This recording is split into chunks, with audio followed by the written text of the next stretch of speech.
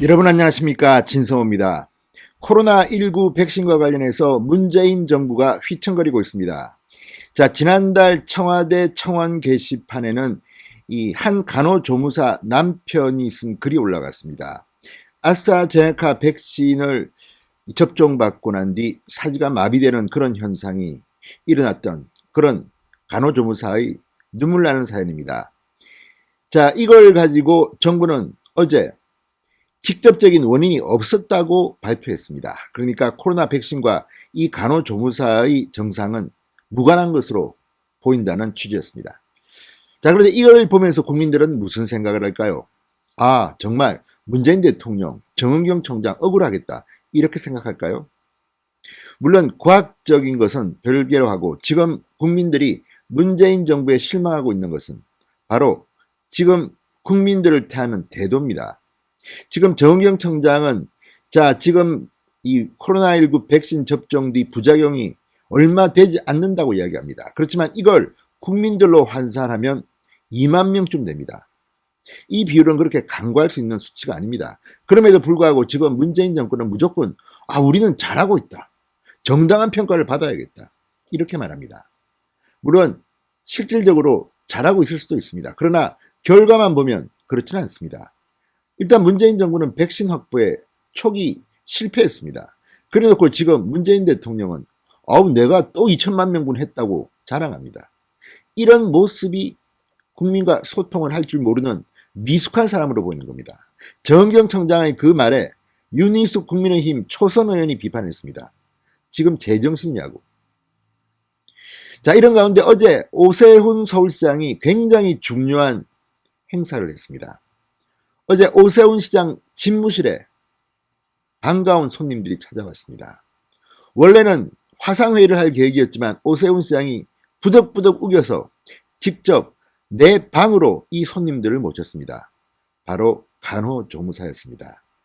어제 오 시장은 상당히 많은 이야기들을 오랫동안 들었습니다. 문재인이 못하는 일을 지금 오세훈이 하고 있습니다. 진성호의 직설 시작합니다. 방송에 앞서 아직 진성호 방송의 구독자가 아니신 분들은 붉은색 구독 버튼 눌러주십시오. 더 좋은 방송으로 보답하겠습니다. 자, 지난달 40대 간호조무사의 남편이 청와대 국민청원에 이런 글을 올렸습니다. 아스트라제네카 접종 후 사지마비가 온 간호조무사의 남편입니다. 이런 청원글이 화제가 됐습니다. 그럼에도 불구하고 이 간호조무사는 국가로부터 어떠한 대우도 받지 못하고 돈만 엄청나게 들어간다는 그런 눈물 나는 사연이었습니다. 그 뒤 국가가 이 간호조무사에 대해서 특별히 손해배상을 한다고 이야기했습니다. 자, 이거야말로 정말 뒤늦은 대처 아닙니까? 이러니 국민들은 문재인 정부를 신뢰하지 못하는 게 아니겠습니까?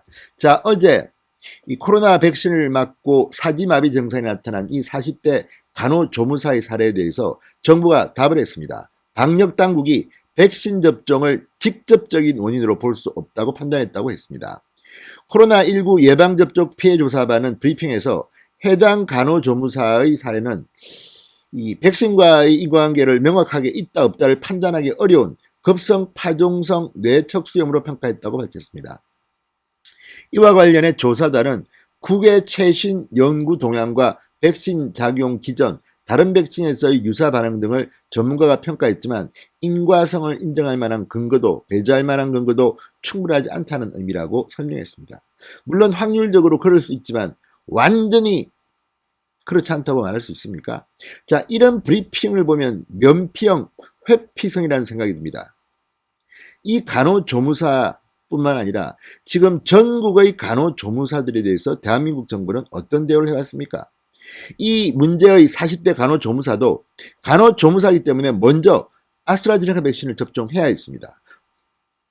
자, 그렇다면 여기에 대해서 좀 미안한 감을 가질 수는 없습니까?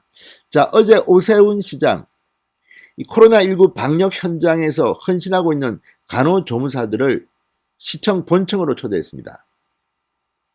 지금 의사, 간호사 많은 분들이 지금 정말 코로나19와의 전쟁을 하고 있습니다.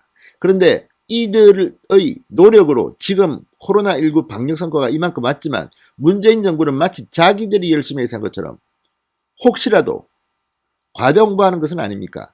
이 과정에서 간호조무사들의 노력은 과연 얼만큼 대접했습니까? 또 이들의 고충을 제대로 들어봤습니까?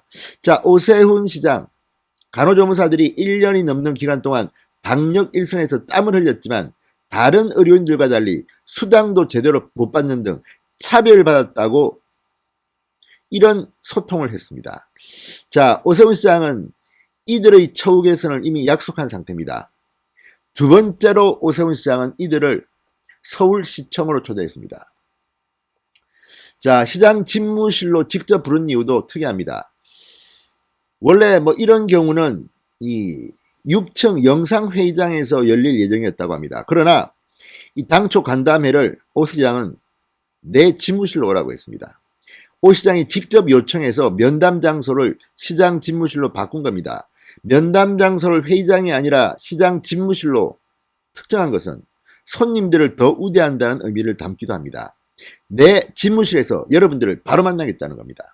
자, 오 시장은 어제 시장 집무실에서 홍옥녀 대한간호조무사협회 회장, 곽지연 서울특별시 간호조무사회 회장, 간호조무사회 단체 회장단과 집무실 원탁에 둘러앉았습니다. 이 모습을 문재인 대통령은 한번 보셔야 할 겁니다. 지금 문재인 청와대가 비판받는 이유는 이렇게 소통을 하지 못한다는 겁니다. 그리고 간호조무사들은 의사와 간호사에 비해서 상대적으로 열악한 환경에서 열심히 일하면서도 제대로 수당도 못 받고 있다는 이런 비판들이 나왔습니다. 만나야 됩니다.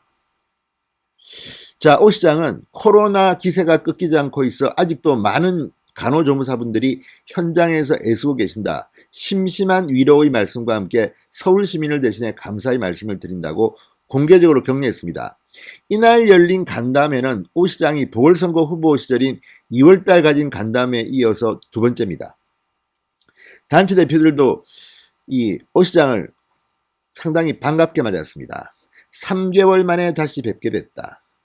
지난번 만나 뵀을 때 야간 간호요원 수당 문제 때문에 속상해 하셨는데 그 문제가 해결됐는지 모르겠다면서 구체적인 애로사항을 직접 챙겼습니다. 오세훈 시장은 이 비공개로 굉장히 오랫동안 들었습니다.